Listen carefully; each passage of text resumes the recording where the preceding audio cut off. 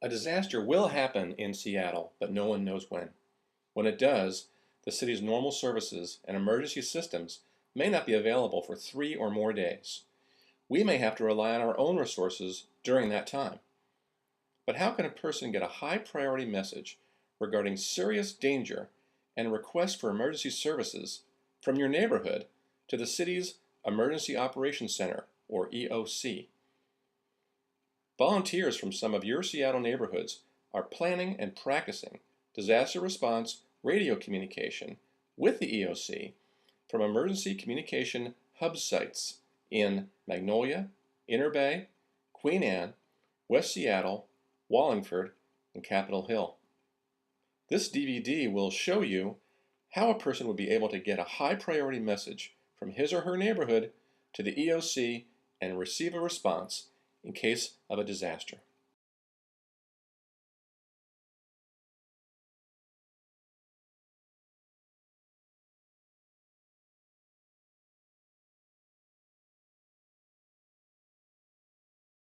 First, a person reports a problem to a hub site and is met by a hub greeter. The greeter determines if the problem is priority 1, high, lives or people's safety are at risk, building may be on fire, in danger of collapse, emergency services are required. Bethany Presbyterian Church, the one right on the hill over there. Yeah? The roof collapsed, trapping multiple workers. Workers inside. Workers. All right. Please go tell this guy over here on the chair, the one on the left. Okay. Take that message there. Okay. Greeter directs the person to the message intaker who completes the Seattle ACS message form with the reporting person. Briefly describe for me what happened. Okay, so the earthquake started just a bit ago, and I was walking by, and So Bethany Presbyterian, let's stick with that. Bethany Presbyterian. So it just collapsed inward, Okay, and workers were inside, and they're trapped. okay. So you'd say this is pretty, do you believe that people are injured? Possibly. Okay. What types of services do you think we're going to need? Well, the fire department and search and rescue volunteers are going to be needed. Okay. At this point, message intake records the 6 blocks on the ACS message form. Thank you, Jack. We'll get back to you. Okay. All right, gentlemen.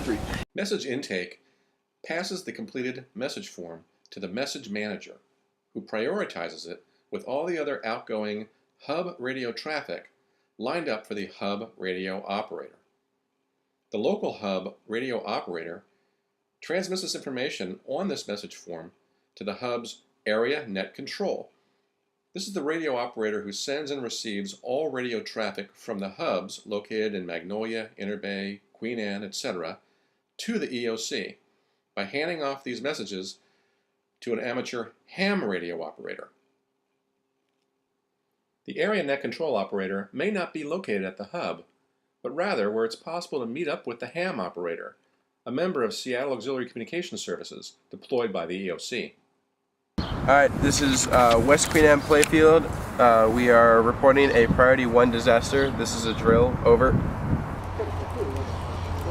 I copy Priority 1. Go ahead and Block 1. Block 1, Bethany Presbyterian Church's roof has collapsed in and there are workers trapped inside. Over. The hub area net control copies the information reported on his copy of the ACS message form and gives the sending hub radio operator the field message number to record at the top center of the message form. The first such message received from the hub in Queen Anne will be assigned QA0001. The hub net control is set up near or beside the EOC deployed ham radio operator. The net control now hands QA0001 message form to his ham partner to be transmitted to the EOC via a ham radio frequency. This paper exchange is called a handshake. The ham transmits message QA01 to the hams at the EOC and receives an EOC-issued message that he records on the form next to the QA0001 number. These numbers coordinate messages between the hubs and the EOC. The EOC ham forwards the QA01 message to the appropriate response agency, fire, police, search and rescue, receives a response, and calls that information back to the originating ham operator. In a disaster, depending on the scope and severity, this part of the process may take a while. The originating ham writes the response on his QA01 message form and hands it to the hub net control operator. Net control operator transmits the EOC response to QA01 to the originating hub operator at the QA hub. It is recorded on the hub's form and is filed by the message manager. Meanwhile, at the West Queen Anne hub site, the hub manager is managing the local needs and resources, and sometimes deploying resources to meet the needs locally that do not need to be met via a radio operator. Joan, Sophia, can you come over here?